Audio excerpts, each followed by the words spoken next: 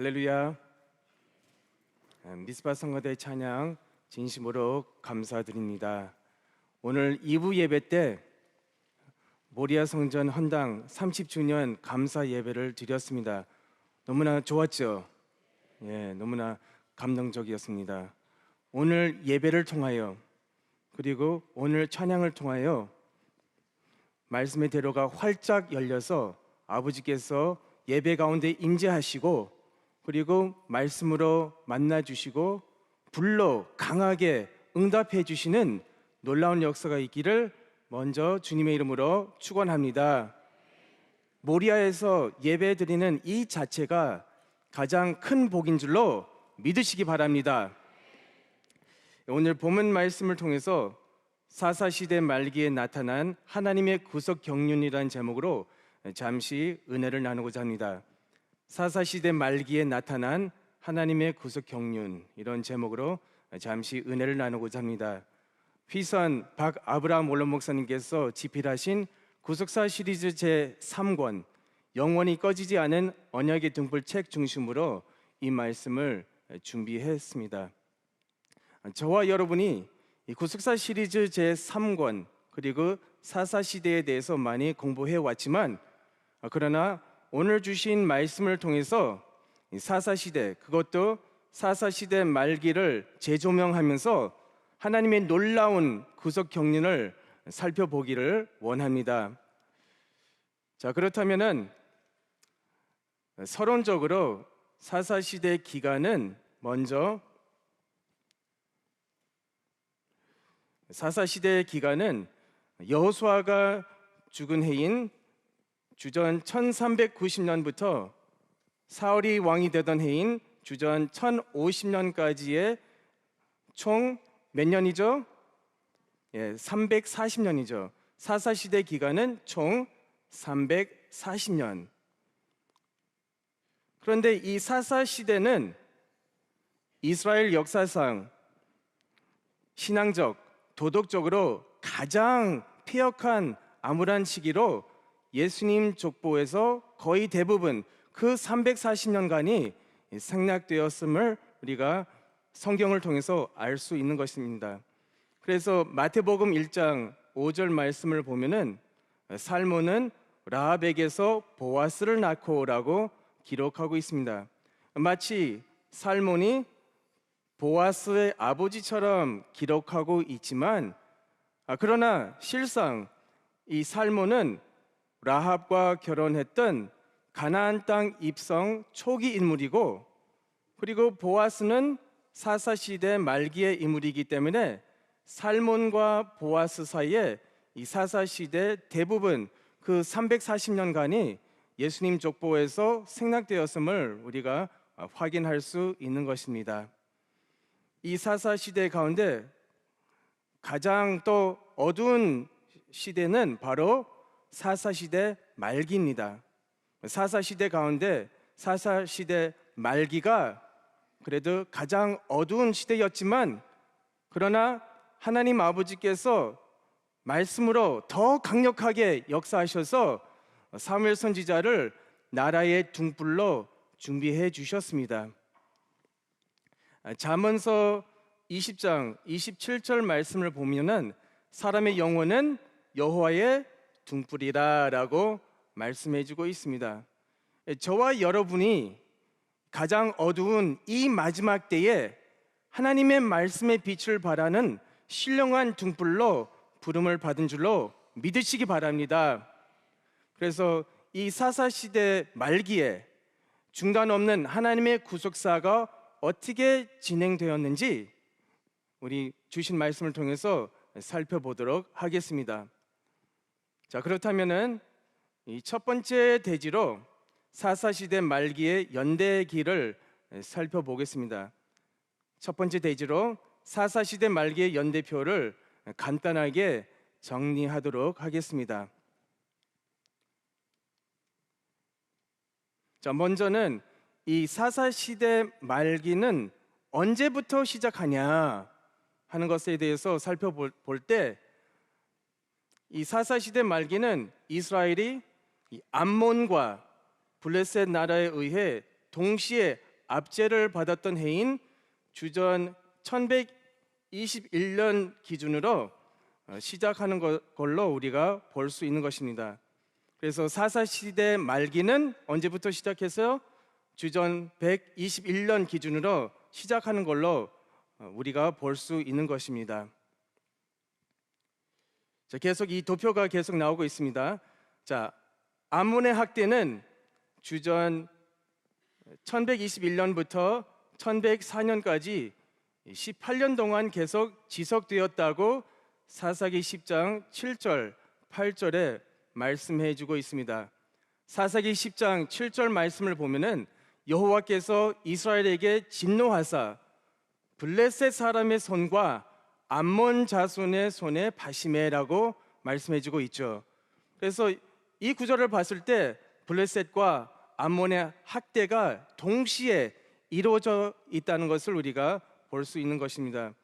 그리고 이어서 8절 말씀 볼 때 그들이 그 해부터 이스라엘 자손을 학대하니 요단 저편 길랏 아모리 사람의 땅 거한 이스라엘 자손이 18년 동안 학대를 당하였고라고 말씀해 주고 있습니다. 암몬의 학대가 18년 동안 계속 지속되었다고 성경은 우리에게 말씀해 주고 있습니다. 그리고 블레셋의 압제는 주전 1121년부터 시작했죠. 동시에 시작했어요.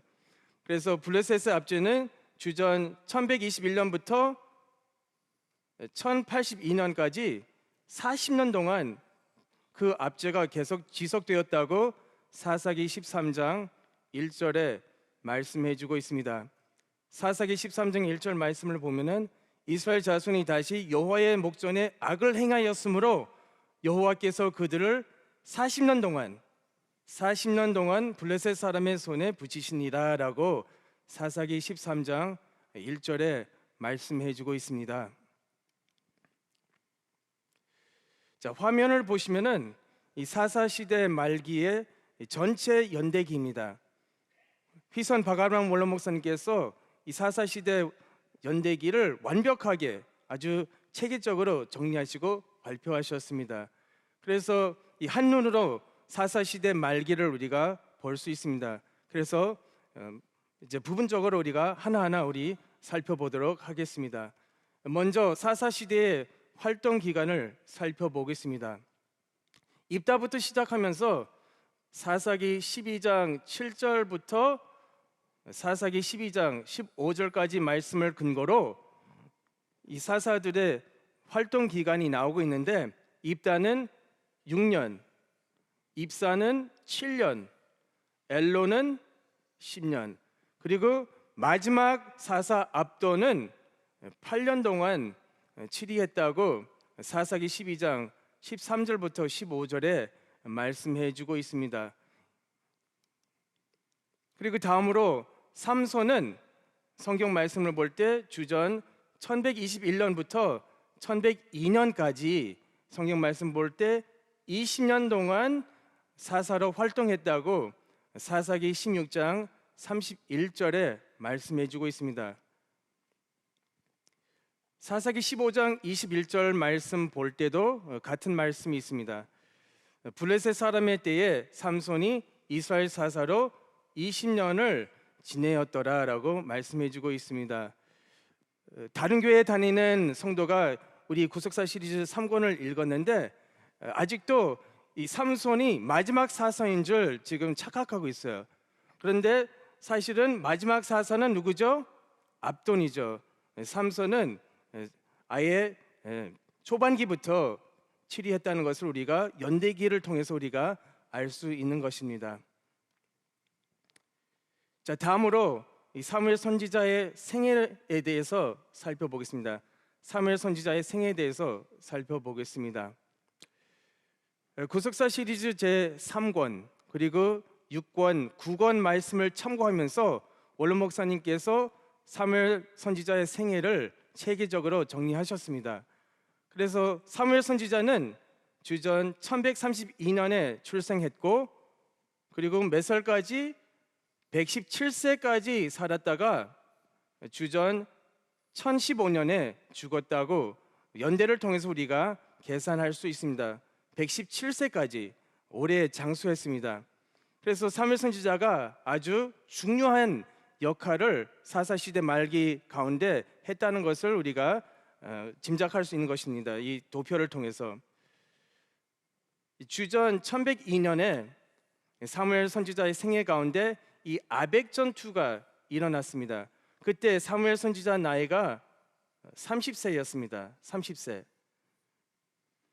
아벡 전투가 일어나서 사무엘상 4장 22절 말씀 볼 때 법궤가 빼앗기고 하나님의 영광이 이스라엘을 떠났다고 말씀해 주고 있습니다.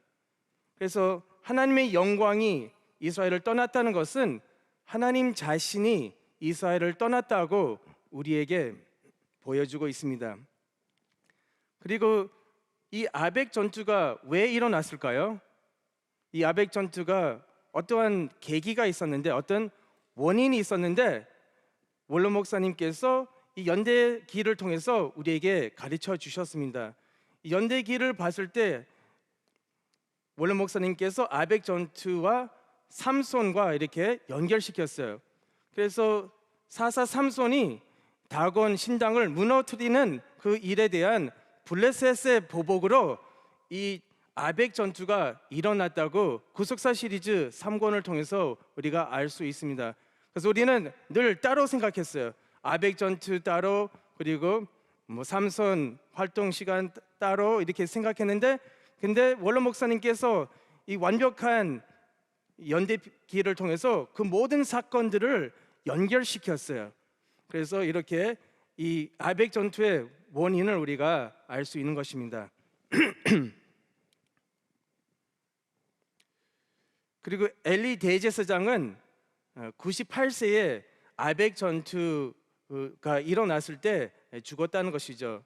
그래서 주전 1102년에 98세 된 엘리 대제사장이 죽었습니다.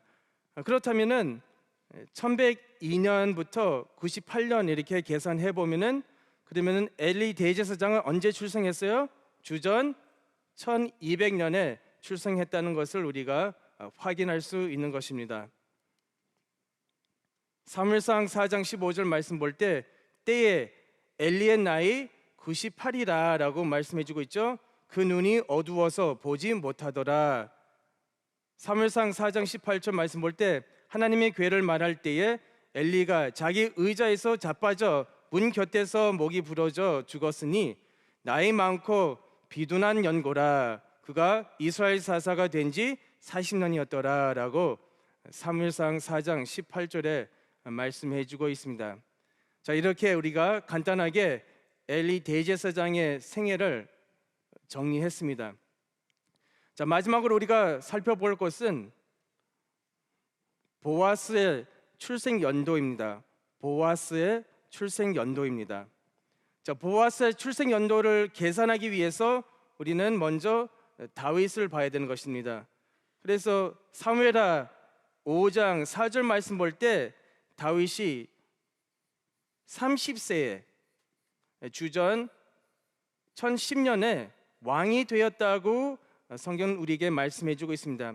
30세에 주전 1010년에 왕이 되었다고 말씀해 주고 있는데, 그렇다면은 다윗은 주전 1040년에 출생했다는 것을 우리가 계산할 수 있는 것입니다. 그래서 다윗부터 이제 보아스로 이제 올라가면서 한 세대를 25년으로 계산해 보면은 25년,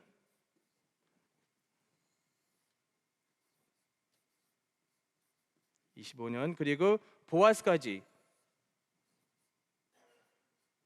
25년, 총 75년을 우리가 계산해 보면은 보아스는 대략적으로 주전 1115년에 출생했다는 것을 우리가 추정할 수 있는 것입니다.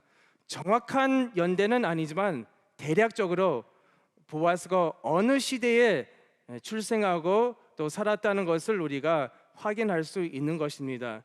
그래서 원로 목사님께서 구속사 시리즈 3권에서 이렇게 말씀하셨습니다.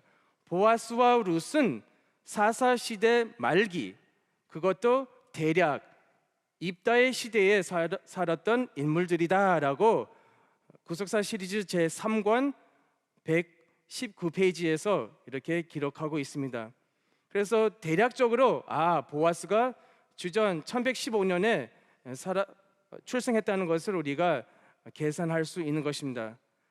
이것을 통해서 연대기를 볼 때 보아스는 엘리 대제사장, 사무엘 선지자, 사사 삼손과 그리고 사사 입다와 동시대를 살았다는 것을 우리가 알 수 있는 것입니다. 동시대를 살았어요. 같이 살았다는 것입니다.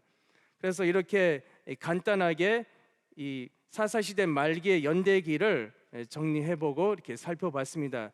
자, 이제 이 연대기 속에, 그러니까 연대 속에 감추어진 하나님의 구속 경륜을 우리가 발견해야 되는 것입니다. 신명기 32장 7절 말씀, 역대 연대를 생각하라고 말씀해주고 있습니다. 그 연대 속에 하나님께서 감추어진 그 비밀의 경륜이 숨겨 있다는 것이죠.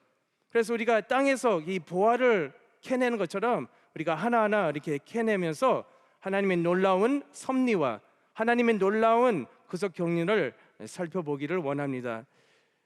자, 그런 의미로 큰 두 번째 대지로 사사시대 말기의 특징을 살펴보겠습니다. 사사시대 말기의 특징. 자, 연대기를 우리가 보고 분석하면서 그 속에 담긴 하나님의 구속 경륜과 그리고 사사시대 말기의 특징을 우리가 살펴보도록 하겠습니다. 두 번째 대지입니다. 사사시대 말기의 특징. 자, 첫째로 사사시대 말기는 사사시대 가운데 가장 어두운 시대였다라고 우리가 알 수 있는 것입니다. 여러 가지 근거가 있습니다. 먼저는 이스라엘은 두 나라에 의해 동시에 압제를 받았다는 사실이죠. 그래서 앞서 말씀드린 것처럼 그 두 나라가 뭐죠? 암몬과 블레셋입니다. 블레셋. 그래서 주로 원래 이스라엘이 하나님 앞에 범죄하면은 하나님께서 한 나라를 일으켜서 이스라엘을 징계하셨어요.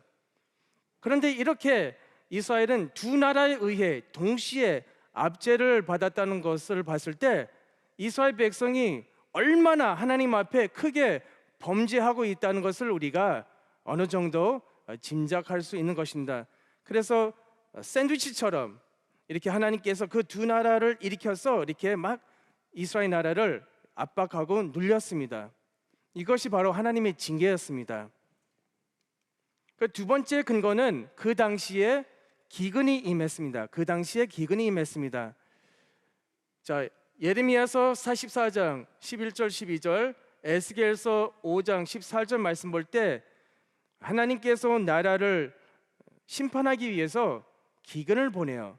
그래서 기근은 하나님의 심판과 또 하나님의 저주하는 그런 도구입니다. 그래서 룻기서 1장 1절 말씀을 보면은 이렇게 말씀해 주고 있습니다.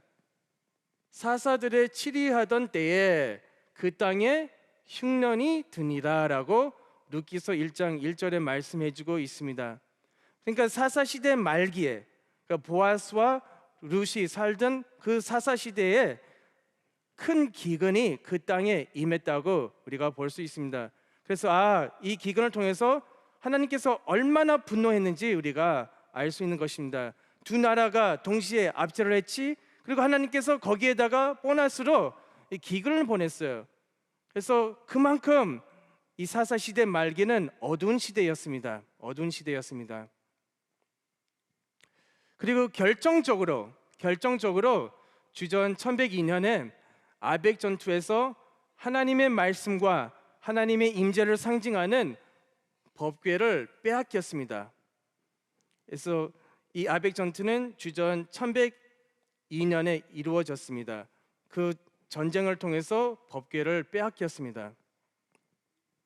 그래서 법궤를 빼앗기고 그리고 엘리 대제사장의 두 아들들이 하루에 동시에 죽었습니다. 법궤를 이렇게 지키면서 전쟁 시에 죽음을 당했습니다. 그리고 엘리 대제사장 아버지가 그 소식을 듣고 뒤로 이렇게 자빠져 가지고 목이 부러져 가지고 엘리 대제사장도 그날에 죽었다고 성경은 우리에게 말씀해 주고 있습니다. 엄청난 그런 저주죠, 저주. 그래서 사무엘상 4장 11절 말씀 볼 때 하나님의 괴는 빼앗겼고 엘리의 두 아들 홈니와 비느하스는 죽음을 당하였더라라고 말씀해 주고 있습니다. 그런데 사실은 이 사건은 하나님께서 이미 18년 전에 예언을 하셨습니다. 그래서 하나님께서 엘리 대제사장에게 무명의 하나님의 사람을 통해서 야, 네 가문이 하루아침에 멸망당할 것이다. 그리고 내가 충성된 제사장을 세워주겠다고 하나님께서 이미 18년 전에 무명의 하나님의 사람을 통해서 엘리 대제사장에게 경고의 말씀을 주셨습니다. 그런데 엘리 대제사장이 그 말씀을 무시하고 명심하지 않고 회개하지 않았습니다. 그래서 그 말씀이 18년이 지나서 아벡 전투를 통해서 그 모든 것이 다 이루어졌습니다. 자, 사무엘상 2장 34절 말씀 볼 때 내 두 아들 홈니와 비느하스가 한날에 죽으리니 이렇게 말씀해 주고 있죠. 그 둘에 당할 그 일이 내게 표징이 되리라 라고 사무엘상 2장 34절에 말씀해 주고 있습니다. 이미 하나님께서 이 모든 사건들을 예언하시고 경고하셨습니다. 그리고 사무엘상 2장 35절 말씀 볼 때 하나님께서 충실한 제사장을 세워주시겠다고 말씀해 주고 있습니다. 물론 이것은 궁극적으로 예수 그리스도를 의미하고 있지만 그러나 또 1차적으로 이것은 사무엘 선지자를 보여주고 있습니다.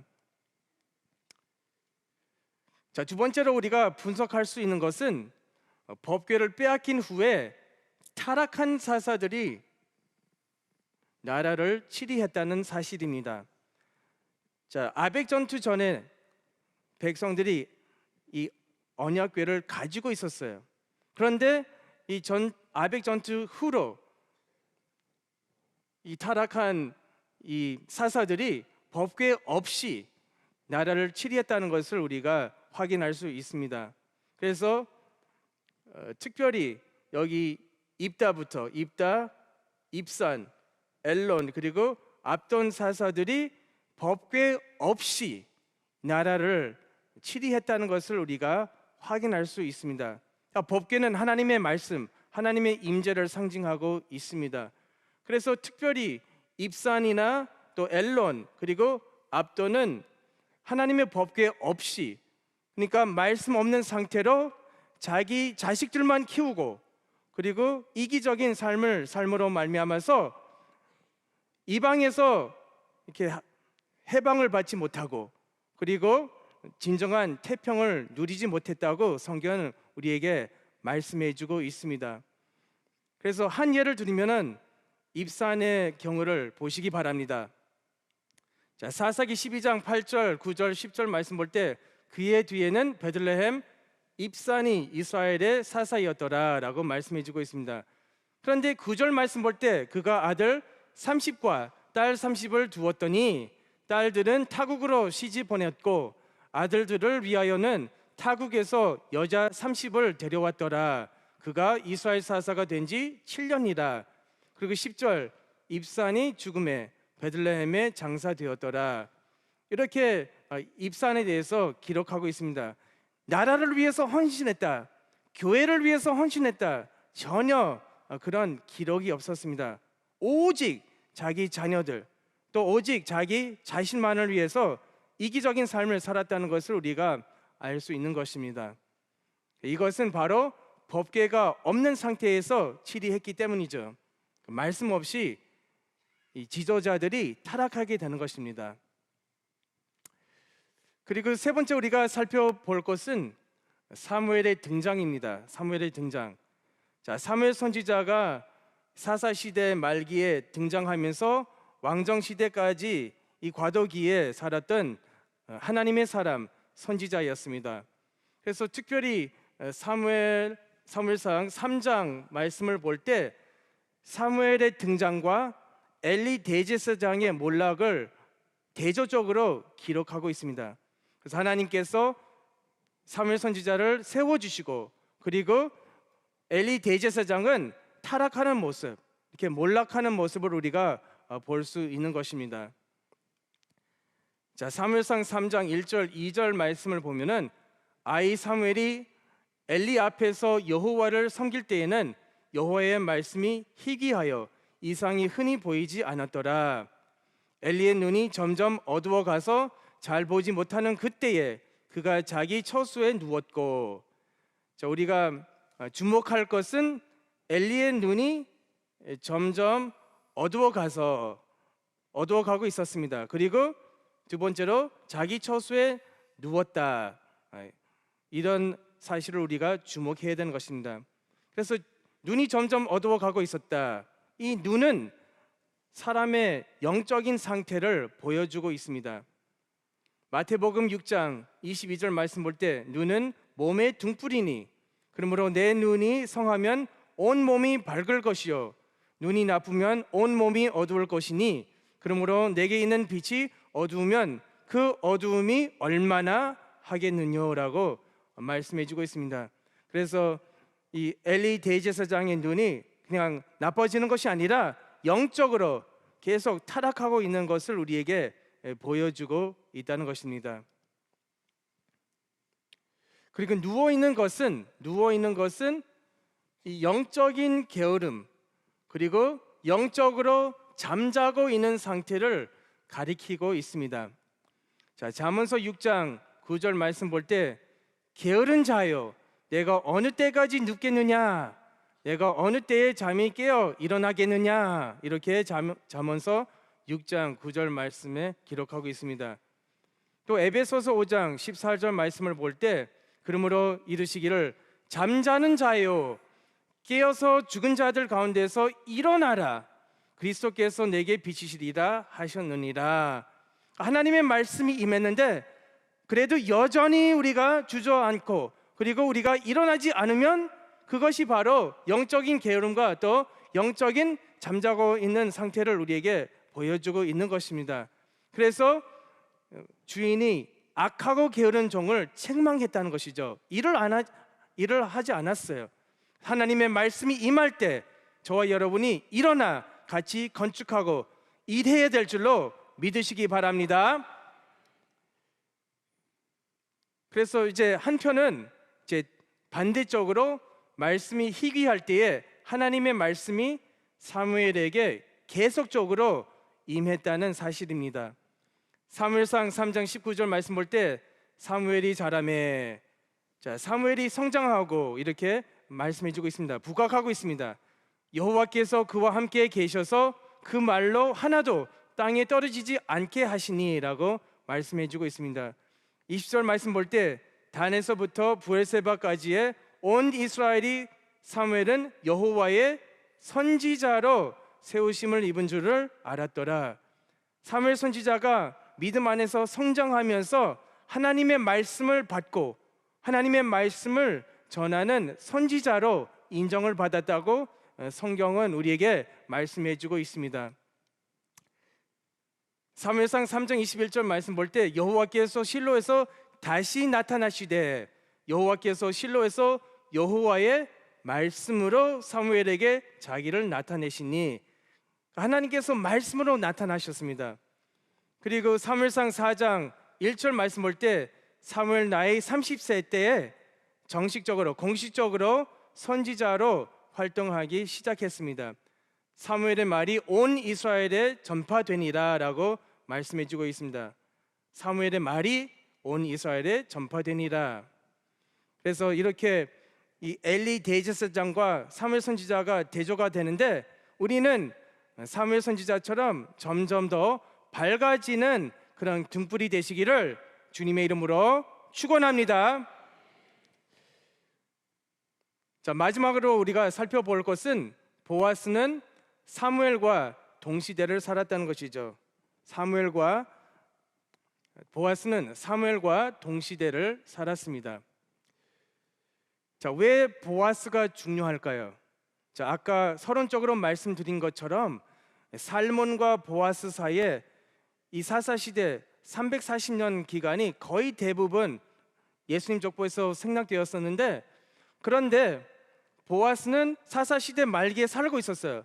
그리고 더 나아가 믿음으로 예수님 족보에 올라갔다는 것이죠. 그래서 보아스가 언제 출생했는지 그것을 우리가 계산하면은 보아스가 살고 있었던 그 상황에 대해서 우리가 알 수 있는 것입니다. 그래서 그 당시에 역사적인, 또 신앙적인, 정치적인, 영적인 우리가 배경을 알 수 있고, 그리고 예수님 족보에 어떻게 들어갔는지 우리가 알 수 있는 것입니다. 그래서 아까 말씀드린 것처럼 사무엘 선지자의 말이 온 이스라엘에 전파가 되었습니다. 그래서 보아스는 사무엘과 동시대를 살았기 때문에 분명히 보아스는 사무엘의 말을 들었을 것입니다.